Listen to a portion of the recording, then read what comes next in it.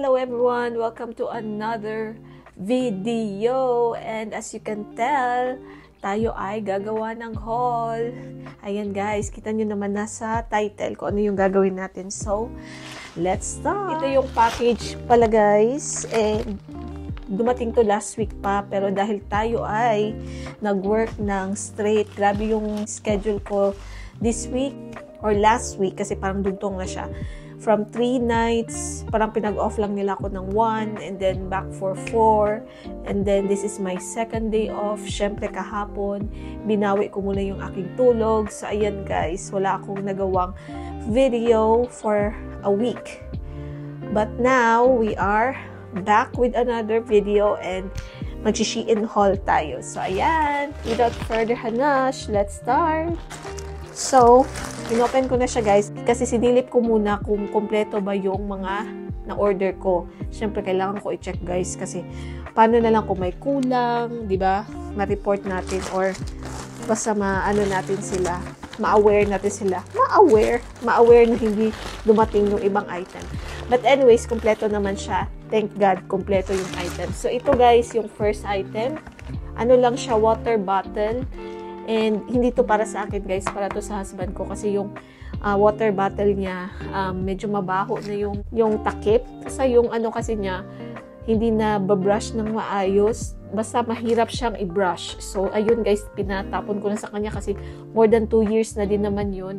And binilhan ko siya ng bago. Ayan, sa Shein lang ako umorder ng water bottle niya. Ayan. Black lang yung kinuha ko for him kasi ayaw niya yung mga branded guys. Ayun yung bumili ako ng mamahalin talaga ng mga ganyan.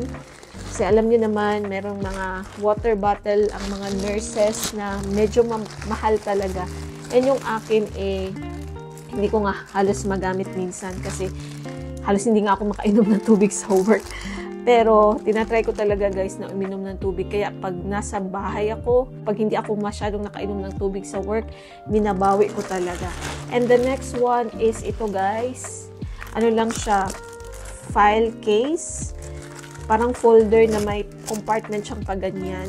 Kasi nung bumalik ako dito sa US, na-realize ko na ang dami ko palang mga forms sa pagta-travel na kailangan ko may organize kasi every time na meron tayong new assignment, merong mga, basta marami silang papapeles guys, so kailangan ko ng ganito and mahal to sa ano guys, kahit sa Walmart, medyo namamahalan ako kaya naghanap ako sa Shein and ito nasa $4 or less than $4 lang to guys. Kasi kung bibili ka sa mga Walmart, umaabot siya ng $8, mga ganong presyohan. So, doon lang tayo sa mura, guys. And actually, yung usually na pinamili ko is kailangan ko din naman. And then, for the next one is a laptop sleeve. Ito naman, guys, para sa laptop. Okay. Kasi yung laptop ko, yung ano niya, yung case niya, na ano na, guys, na biak. So, kailangan ko ng ganito, yung pwede kong mailagay sa aking tote bag na meron siyang foam sa loob. And actually, may binili din ako guys na new case and yung case na yun is parang clear lang siya. So, ayun. May tendency kasi talagang mabiak yung case. So, binilhan ko siya ng ganito. And cutie-cutie lang siya guys. May pabow siyang ganyan. And ito na yung sinasabi ko guys na binili kong case for my laptop. Yan guys, patagal na yung laptop ko. Bili pa yun ng husband ko sa Philippines para sa akin. Yung MacBook na Air yata. MacBook Air na 13-inch back in 2018 or 2019. Mga after 1 year namin na kinasal, binilhan niya ako ng MacBook Air. So, ayan. Nabiak ko kasi yung ganito niya, guys, case. And mahal yung bili ko ng case na yun sa Amazon. So, naisipan ko maghanap sa Shein. Ito, super mura lang nito, guys, compared sa nabili ko sa Amazon. Although, yung nabili ko naman is tumagal din siya ng 2 years. More than 2 years, actually. So, ito, pamalit natin. I-prepare natin siya sa pa-pouch natin. So, for the next one is, ito guys. Nakita ko dito sa Amazon. Ang mahal nito sa Amazon guys. Nasa $9. And nakita ko siya sa Shein. $4 lang siya. Kasi plano kong mag-journal. So, ayan. Gratitude journal lang. Color pink yung ating pinili bilang mahilig tayo sa color pink. So, ayan guys. Nagustuhan ko dito is meron siyang mga paganito guys. Hindi siya blank na sheets. Meron siyang mga ganito guys. Basta, kung kailangan mong mag-reflect sa buhay, iwas din sa kalungkutan. Journal is the way to go. And next one is, ito naman guys, bilang malamig pa din ngayon. Although patapos na winter, no? Pero nag-snow pa guys. I heard na mag-snowstorm na naman sa bandang Omaha, Nebraska at saka sa Dakota, sa South Dakota. So sabi ko baka malamig pa din dito kasi umuulan and then yung hangin malamig talaga guys. So bumili ako dito guys kasi di ba may napamili ako sa Pinas na mga skirt. Gusto ko sana siyang suotin pero hindi ko siya masusuot kung hindi ako magaganito. Nakita ko kasi sa isang YouTuber na bumili siya ng ganito. Ayan guys, oh. Para siyang tights pero makapal yung loob. Hindi siya halata na tights kasi yung color niya is parang skin tone. So, mura lang to guys. Bili ko mga $3, mga ganun. Basta mura lang siya. So, binili ko siya guys. Kasi gusto ko siyang itry para masuot ko yung mga skirt kahit malamig. So, ayan. Bili tayo ng cute na tights. And then guys, for the next one, dahil hindi ko na dala lahat ng aking mga socks, bumili ako ng 3 pairs of socks guys. Mura lang to, ay 4 pairs pala. Ayan oh, nahilig ako sa ganito guys, yung pa-bow. Girly yan. Ayan, 4 pala siya. So, mayroon tayong extra na pambahay na socks kasi hindi ako gumagamit yan sa work. Nagko-compression stocks ako guys kasi panay ang lakad natin sa work. Di pwede yung regular socks. And then, bumili lang din ako ng casing sa aking phone which is gamit ko ngayon. Ayan guys. Ano lang siya, clear case. And then ito guys, nakita ko siya sa Shein. Parang kinopya nila yung sa Rode na case. So, gusto ko siyang itry kasi mura lang naman. $1 something lang. Ayan, oh. Tapos, bumili din ako. Meron din sila nung guys. Nung lip gloss mismo. Nakaganon talaga. Meron din sila nito, guys. Yung lip gloss. Hindi pala to guys. Kasi ipapakita ko sa inyo mamaya. Excited na ako itry siya. And then, nakita ko sa mga reviews doon. Parang same-same lang talaga daw sa Rode na case. At saka yung lip gloss is maganda din daw kahit na mura lang siya guys. Ito $1 something tapos yung lip gloss nasa $2. O kesa naman bumili ka ng case, 'di ba, ng Rode na ang mahal-mahal guys, casing pa lang nasa 20-30 mga ganun tapos hindi pa kasali yung lip balm. Lip balm ba yun? Parang basta lip serum o peptide serum ganun. Sorry guys, nakikita ko kasi siya parati yung Rode and medyo tempted akong bumili pero nasasayangan kasi ako. Kaya nung nakita ko yan sa Shein, ay bili agad si Inday kasi mura lang. Diba nag-hoard na naman ako ng mga pa-casing. And ayan, hopefully maganda to. Maganda kasi siya sa picture. Ayan guys, oh. Parang pa-aesthetic niya ganyan. And kulay chocolate brown siya. Maganda. Hindi ko lang alam yung protection nito guys sa phone kasi yung gamit ko yung bili ko pa sa Verizon. So let's see. And hindi ko pa siya napalitan ever since. So let's see guys. Try natin yan. And then ito din guys yung dahilan na umorder ako sa Shein kasi mahal ito sa sa Amazon and then nakita ko mas mura sa Shein. Kaya bumili ako nito guys. Ayan, silk na pillowcase lang. Kasi yung pillowcase ko na blue, naiwan ko sa Omaha. So, bumili ako ulit.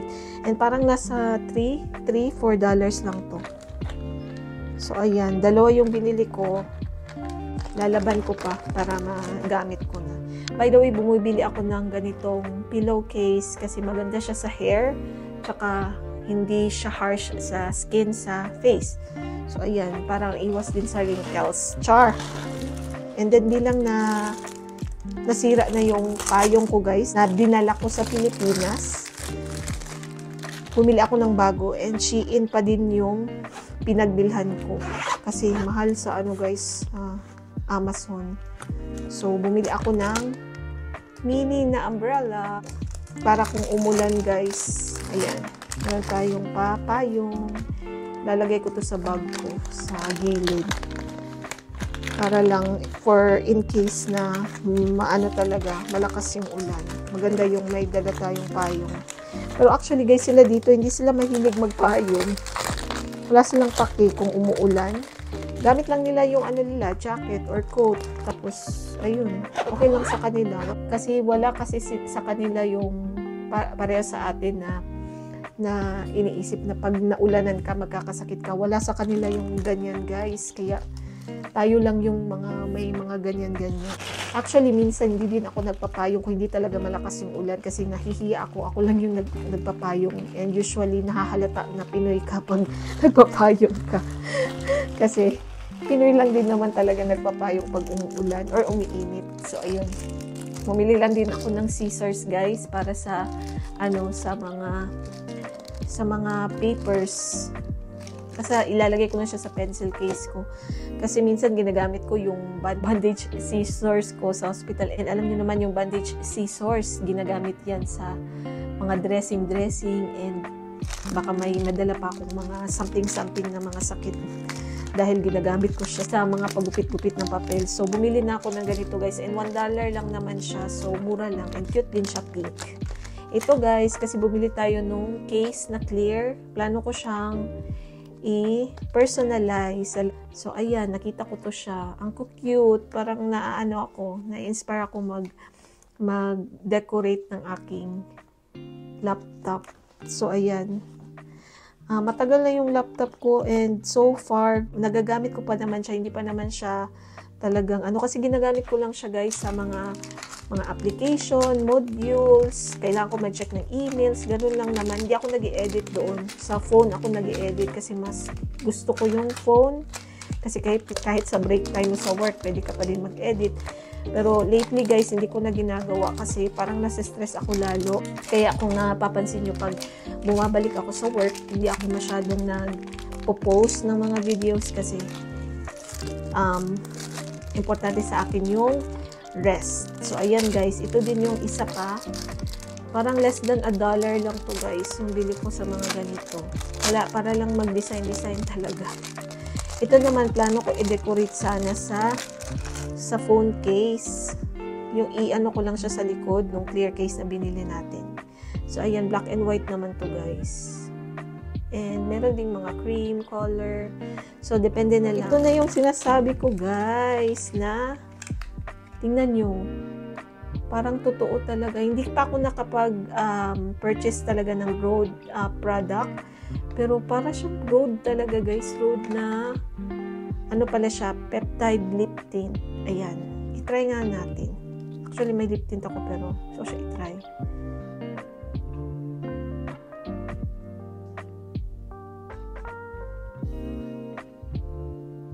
Wala siyang amoy. Para lang siyang lip balm.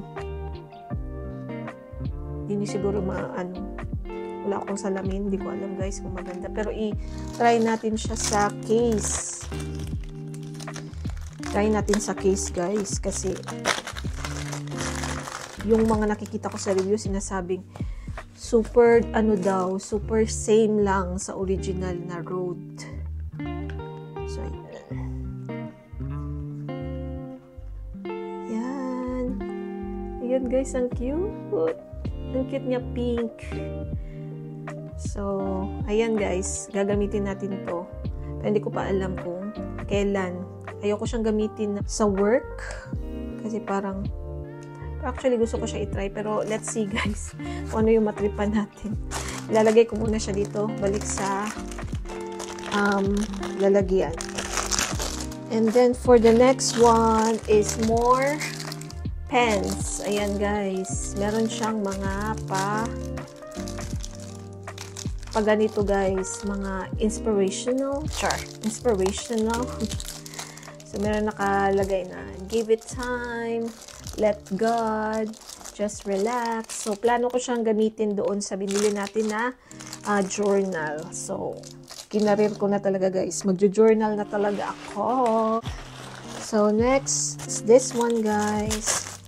Ano lang to guys, yung panglinis ng laptop. Tsaka, panglinis din siya ng, ayun guys, oh. Itutulak mo lang siyang pag ganun. Then, isispray mo siya sa screen ng iyong phone or yung laptop. Try nga natin kung may lalabas na product. Ay, wala. Bakit wala?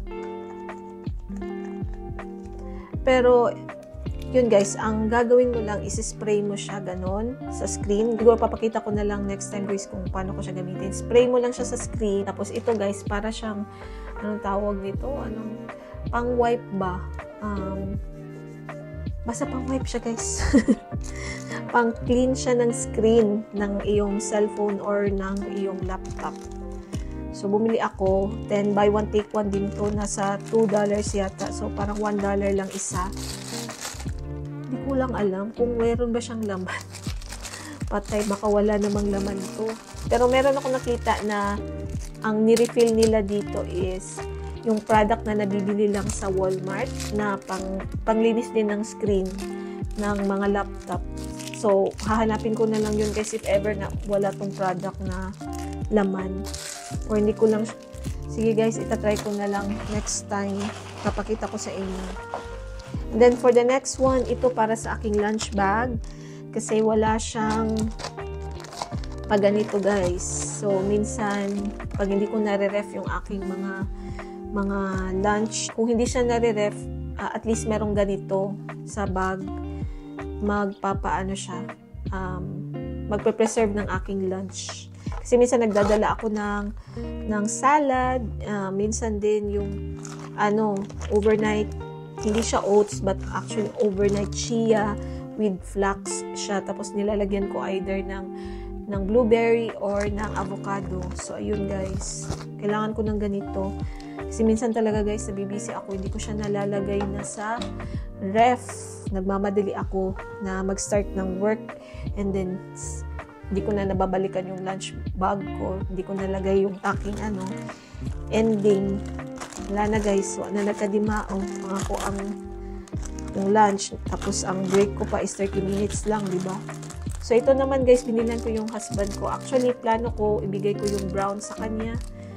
Kasi basta plano kong i-change. Ito na lang yung akin, yung black. Sa kanya na lang yung brown. Ito yung lalagyan lang ng AirTag guys. Kasi gamit na gamit to sa, actually hindi lang sa luggage yung AirTag. Pati din sa mga keys. Kasi pag ilalagay mo to sa keys mo, kahit ma-misplace mo yung keys mo, alam mo kung saan mo siya malulocate. Kasi may AirTag. So, yan yung reason na bumili ako ng ganito para yung sa husband ko, malagyan din niya ng AirTag yung car keys niya.